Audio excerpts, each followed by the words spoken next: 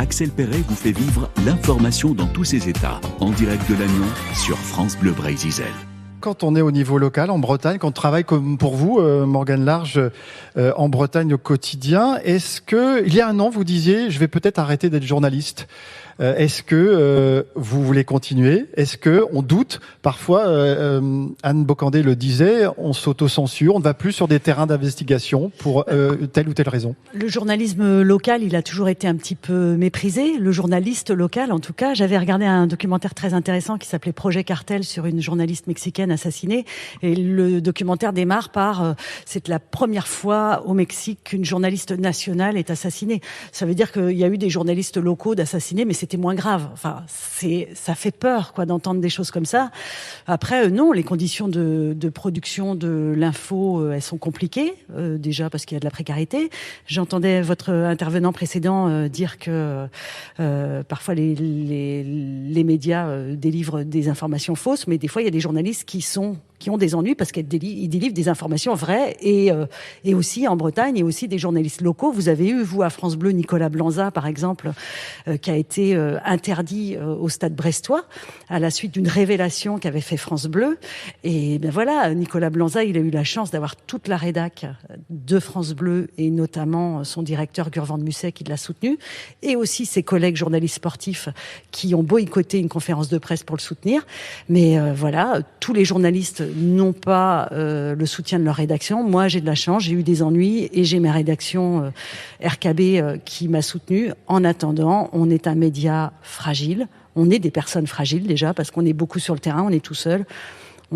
Après, RKB, c'est un média fragile. On n'a même pas de service juridique, donc on pourrait même pas faire face à des attaques en diffamation, par exemple.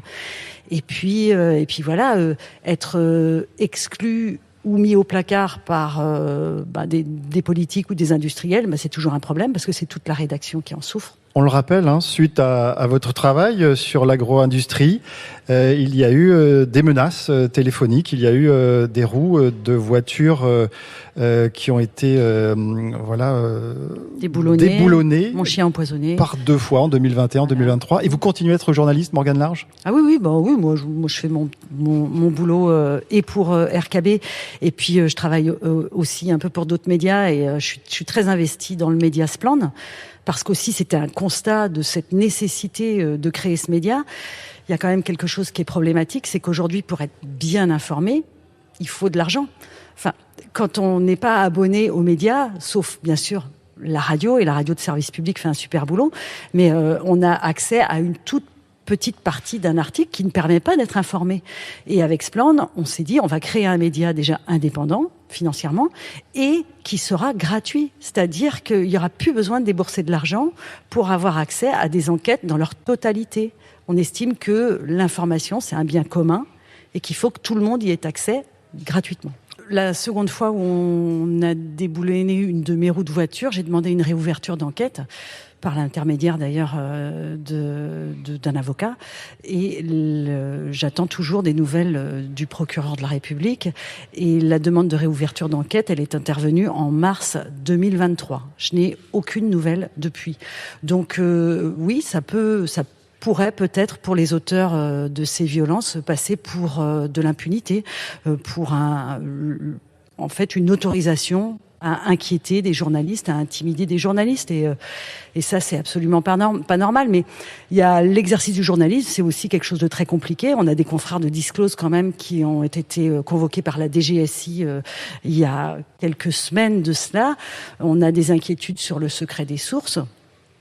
Il y a aussi la cellule Déméter de la gendarmerie nationale qui empêche l'agribashing, donc on peut plus dire n'importe quoi aujourd'hui sur le monde agricole. Alors, on risque la cellule Déméter, c'est très particulier. C'était un contrat qui avait été passé entre la gendarmerie, c'est-à-dire le ministère de l'Intérieur, et les JA et la FNSEA, en excluant les autres syndicats, déjà, ce qui est surprenant. Et c'était une coproduction de renseignements entre ces deux parties, là, ces 3 parties même, ce qui est c'était assez inquiétant. La cellule Déméter, à la suite de la cellule Déméter, le ministère de l'Intérieur avait demandé aux préfectures de créer des observatoires de l'agribashing dans tous les départements. Moi, j'ai essayé d'enquêter un peu sur les observatoires de l'agribashing. Alors, visiblement, ils ont été créés. J'ai jamais réussi à avoir un seul compte rendu de réunion ou même de compte rendu d'activité annuelle de ces observatoires. Je sais absolument pas ce qui s'y passe. Est-ce que c'était juste un effet d'annonce pour faire plaisir à une certaine partie du monde agricole? Je ne sais pas. Morgane Large, vous avez aujourd'hui rencontré des enseignants qui pourraient faire une émission de radio dans leur classe. C'est aussi un acte de démocratie, ce travail que vous faites avec eux, ce qu'ils pourront faire avec les plus jeunes? Oui. Après, nous, on les accompagne, ces ateliers. On est avec les enseignants, on est sur place, on fait du terrain, on parle avec les élèves, on leur explique ce que c'est que le métier de journaliste. D'ailleurs, parfois, ils tombent des nues parce qu'ils ont une espèce de fantasme sur ce métier-là. Et aussi, ils ont cette image assez négative du journalisme qui est un peu de rigueur aujourd'hui. Alors moi, j'essaye de leur expliquer que les conditions de production de l'information, parfois, elles sont compliquées, difficiles, et dans ces conditions, les journalistes ont du mal à faire le travail comme ils le veulent. En attendant, moi, je croise énormément de journalistes, et ça, je le dis aussi aux jeunes, et tous les journalistes que je vois, ils ont une très grande conscience professionnelle. Et puis, on est à Lannion, c'est pas anodin. À Lannion, il y a un IUT de journalisme. C'est une école qui est reconnue dans la France entière et qui fait un excellent travail aussi.